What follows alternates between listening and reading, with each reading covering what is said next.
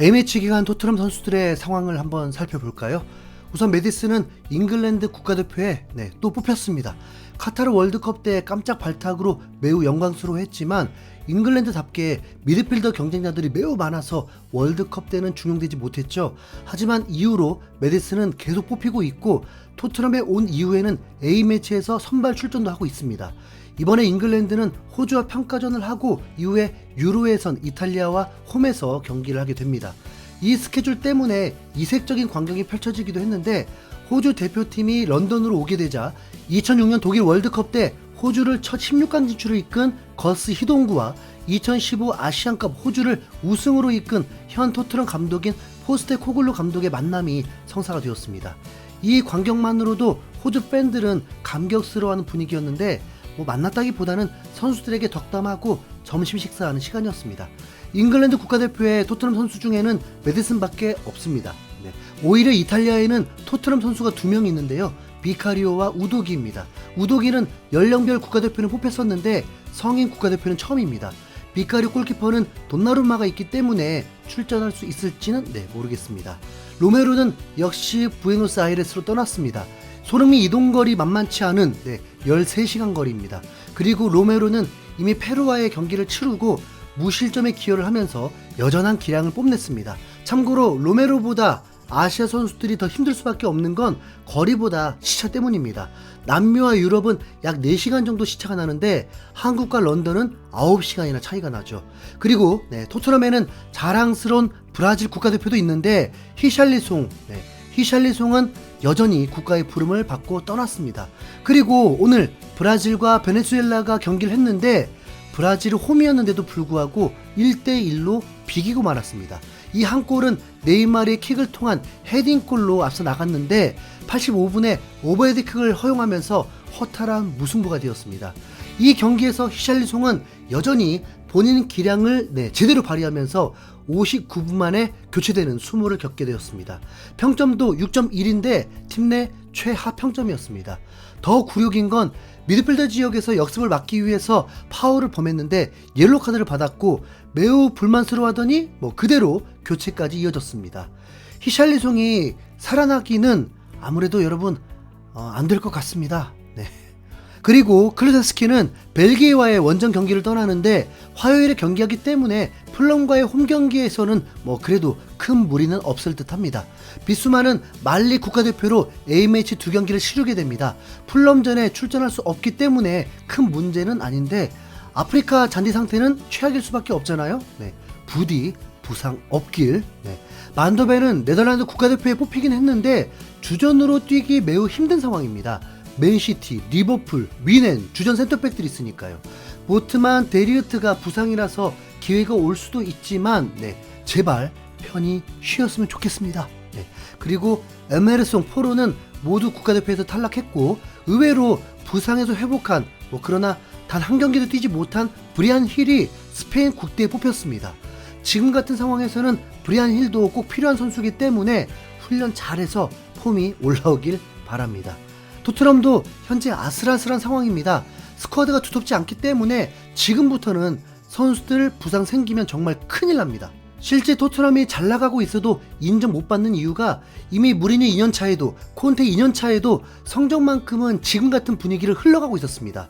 그런데 핵심 선수 부상으로 이탈하면서부터 제대로 무너졌으니까요. 지금 상황에서 로메로, 반더벤 둘 중 한 선수 못 나오면 우독이 못 나오면 메디슨 못 나오면 소름이 못 나오면 와 끔찍합니다. 그래서 A매치에 그렇게 예민해져 있는 거죠. 꼭 부상으로서만이 아닙니다. 구설수에 오르는 사고를 치는 선수가 있으면 또 안 되죠. 메뉴가 그래서 팀이 불안정한 거죠. 반갑다고 해야 할지 기회라고 해야 할지 뉴캐슬에게도 A매치 기간에 대형 악재가 터졌습니다. 뉴캐슬이 올 시즌 가장 공들여 데려온 이탈리아 국가대표 미드필더 토날리가 불법 도박 혐의로 국가대표에서 퇴출이 되었습니다. 혐의가 인정된 게 아닌데도 퇴출이거든요. 그리고 이런 경우 혐의가 인정되는 경우가 정말 많습니다. 그럼 프리미어리그에서도 바로 징계받을 확률이 굉장히 높죠. 이미 브렌트포드 핵심 스트라이커 이반 토니만 해도 8개월 자격정지를 당했습니다.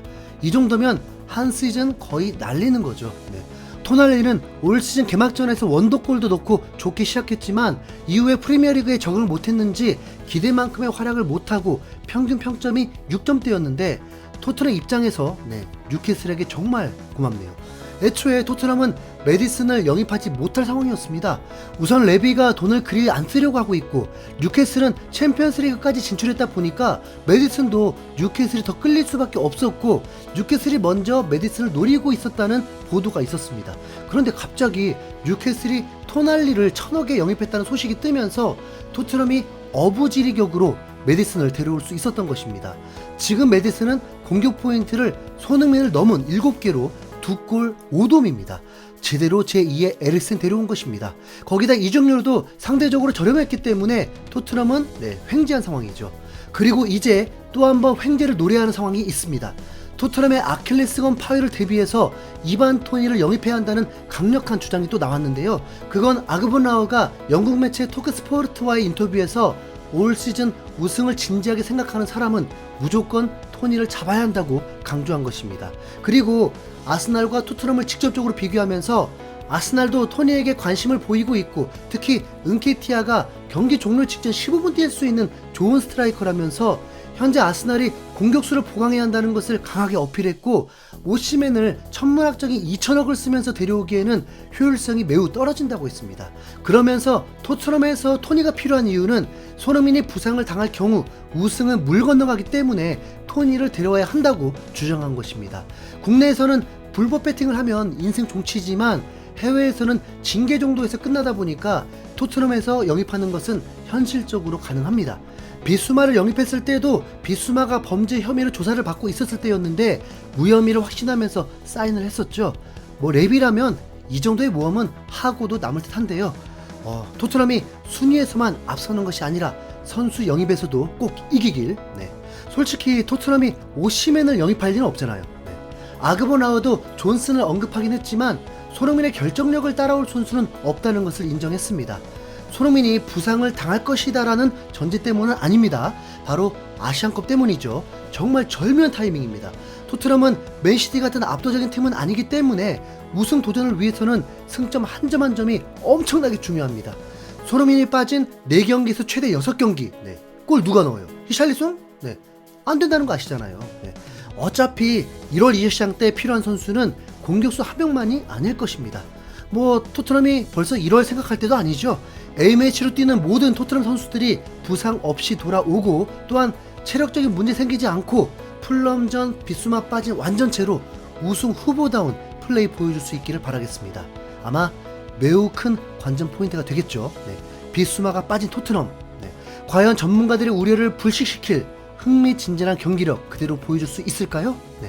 토트넘 파이팅! 자, 여러분의 심기 불편 방지를 위해 한국 국가대표 경기에 대해서는 언급하지 않았음을 말씀드립니다. 리뷰로 찾아올게요. 이상 흰수염고래였습니다. 감사합니다.